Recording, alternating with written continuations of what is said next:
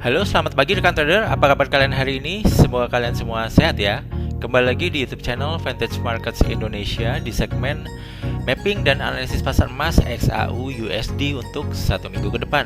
Hari ini adalah hari Rabu tanggal 9 Oktober tahun 2024. Jam menunjukkan pukul 10 pagi lewat 16 menit waktu Indonesia bagian Barat. Nah, untuk informasi di bulan depan yaitu November, kita mungkin akan membuat segmen baru di YouTube ini yaitu live trading. Di segmen ini nanti kita bisa analisa dan trading bareng-bareng ya. Jadi agar teman-teman tidak ketinggalan informasi mengenai segmen live trading ini, jangan lupa untuk subscribe channel ini dan nyalakan lonceng notifikasinya ya. Nah, sebelum kita lanjut ke analisis teknikal, saya mau review dulu ya mengenai analisis fundamental pergerakan harga emas dalam 7 hari terakhir ini dan juga untuk hari yang akan datang. Nah, untuk review pergerakan harga emas minggu lalu, dalam satu minggu terakhir ini, harga emas tidak mengalami all time high lagi ya teman-teman. Harga hanya cenderung bermain pada range tertentu di kisaran 2.624 dolar sampai 2.673 dolar. Kemudian pada hari Selasa kemarin tanggal 8 Oktober 2024, harga emas turun kembali di bawah support 2.624 sampai ke titik terendahnya di kisaran 2.604. Nah, penurunan harga emas pada tanggal 8 Oktober 2024 ini disebabkan oleh meningkatnya ekspektasi bahwa The Fed mungkin akan mempertahankan suku bunga tinggi lebih lama dari yang diantisipasi. Tentu saja hal ini membuat aset yang tidak memberikan imbal hasil seperti emas menjadi kurang menarik dibandingkan aset berbunga seperti obligasi. Nah, selain itu penguatan dolar AS memberikan juga tekanan tambahan pada harga emas ya teman-teman. Karena dolar yang lebih kuat membuat emas lebih mahal bagi pemegang mata uang lainnya. Kemudian, faktor lain yang mempengaruhi adalah kekhawatiran ekonomi yang lebih luas terkait inflasi. Ketika inflasi stabil atau menunjukkan tanda-tanda mereda, permintaan emas sebagai lindung nilai terhadap inflasi menurun, yang berkontribusi kepada penurunan harga emas. Nah, ini ada beberapa berita yang perlu kita waspadai di minggu ini, teman-teman. Yang pertama ada FOMC Meeting Minutes ya. Berita ini akan rilis pada jam 1 dini hari nanti malam ya, hari Kamis tanggal 10 Oktober. Para analis dan pelaku pasar ini menantikan rincian risalah ini ya teman-teman untuk memahami sikap The Fed terkait inflasi, pasar tenaga kerja, dan kemungkinan kenaikan suku bunga di masa yang akan datang. Pada bulan September kemarin, The Fed memutuskan untuk menurunkan suku bunga. Ada juga indikasi bahwa penurunan suku bunga tambahan masih memungkinkan di bulan November. Risalah ini diharapkan menjelaskan perdebatan seputar keputusan tersebut, termasuk diskusi tentang tren inflasi, pertumbuhan ekonomi, dan resiko seperti melambatnya pasar tenaga kerja. Pelaku pasar akan memantau rincian ini dengan cermat untuk mencari tanda-tanda apakah The Fed cenderung ke arah penurunan suku bunga yang lebih lanjut atau malah memilih pendekatan yang lebih berhati-hati. Yang tentunya hal ini dapat mempengaruhi hasil obligasi, pasar saham, dan pergerakan mata uang. Jadi, news ini cukup penting untuk menentukan harga emas ke depannya akan seperti apa ya teman-teman. Jadi, nanti malam perlu kita perhatikan bagaimana chart yang akan terbentuk setelah hasil news ini keluar ya teman-teman. Oke, next. Nah, berita yang perlu kita waspadai selanjutnya adalah data CPI tahunan Amerika Serikat ya teman-teman. Ini juga akan rilis pada hari Kamis tanggal 10 Oktober 2024 jam 19.30 waktu Indonesia bagian Barat. Data tingkat inflasi tahunan ini di Amerika Serikat diprediksi turun menjadi sekitar 2,3% ya teman-teman. Bisa kita lihat di forecast-nya memang 2,3%, yang merupakan level terendah sejak awal tahun 2021. Ini disebabkan oleh penurunan signifikan harga bahan bakar yang turun lebih dari 4%, dan penurunan lebih lanjut dalam harga energi secara keseluruhan.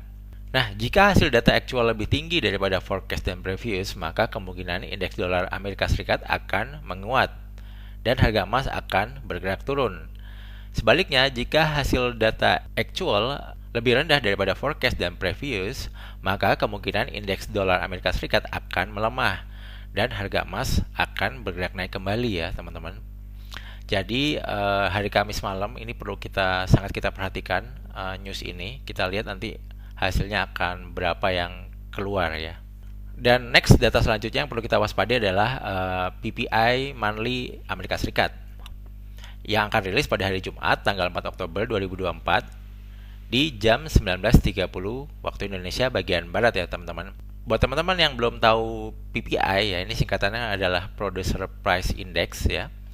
Ini adalah indikator ekonomi yang mengukur perubahan harga barang dan jasa di tingkat produsen sebelum mencapai konsumen.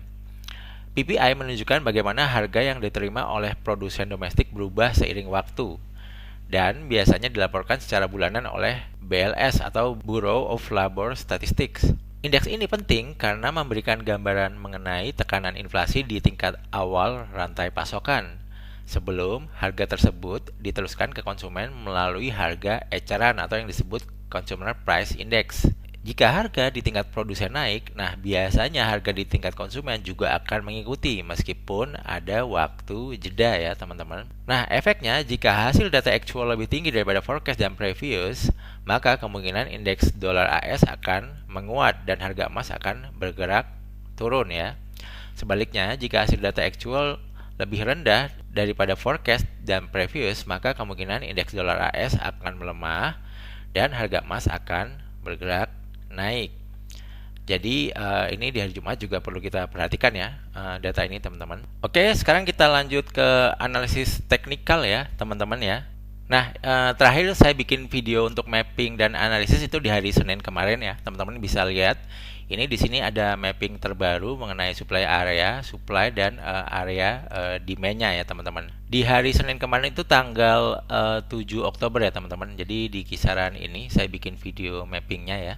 Saya gambar supply area di sini dan demand area di bawah ini ya yang terupdate. Jadi saya bilang kalau teman-teman mau cari sell ya di supply area ini atau kalau mau cari buy di demand area ini.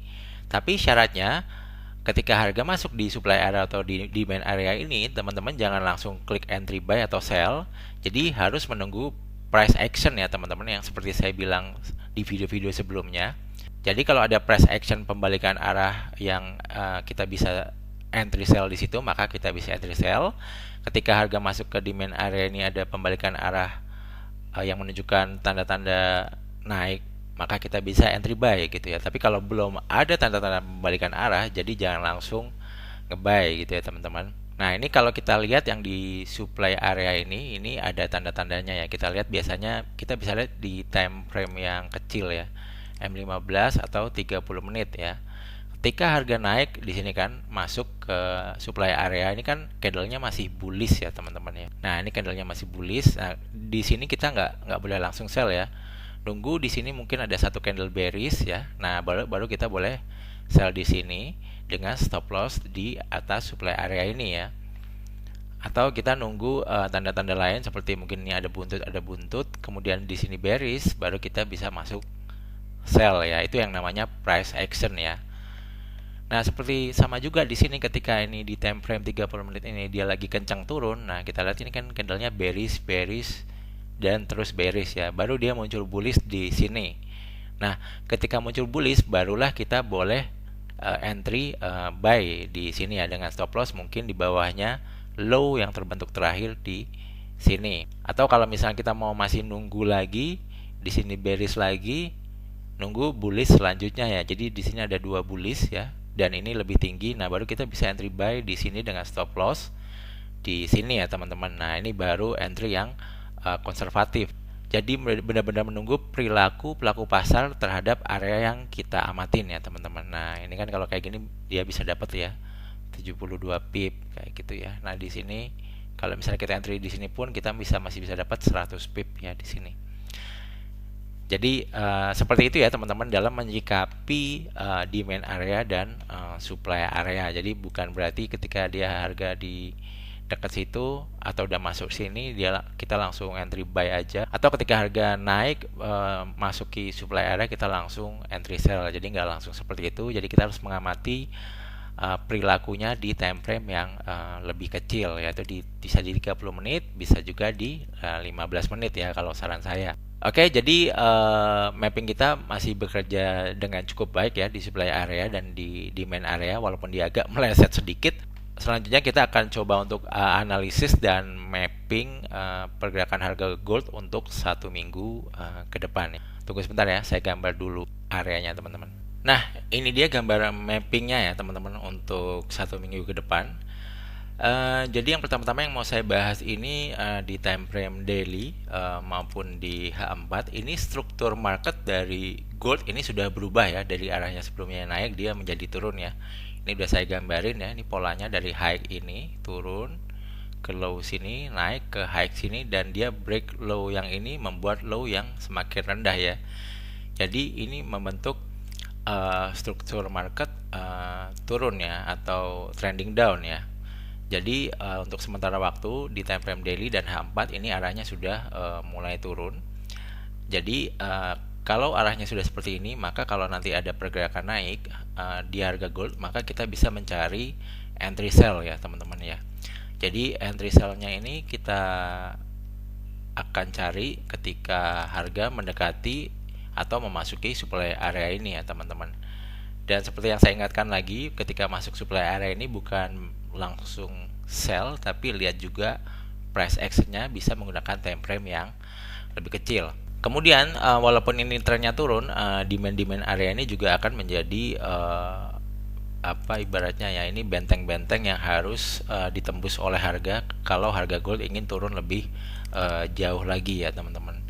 Jadi di sini ada demand area yang paling dekat ada di 2585 sampai 2569. Ini demand area yang sangat kuat, yang seperti sudah saya sebutkan di video sebelumnya bahwa di sini ada EMA 200 di time frame H4, kemudian ada demand area, dan di sini juga dekat dengan trendline naiknya ya teman-teman ya, trendline naik yang ini ya. Nah ini saya agak tebelin sedikit deh trendline-nya.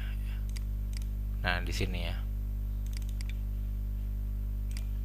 Nah, jadi kalau dia turun ke demand area ini, dia udah dekat sama trendline ini. Jadi menurut saya kemungkinan besar harga akan memantul naik.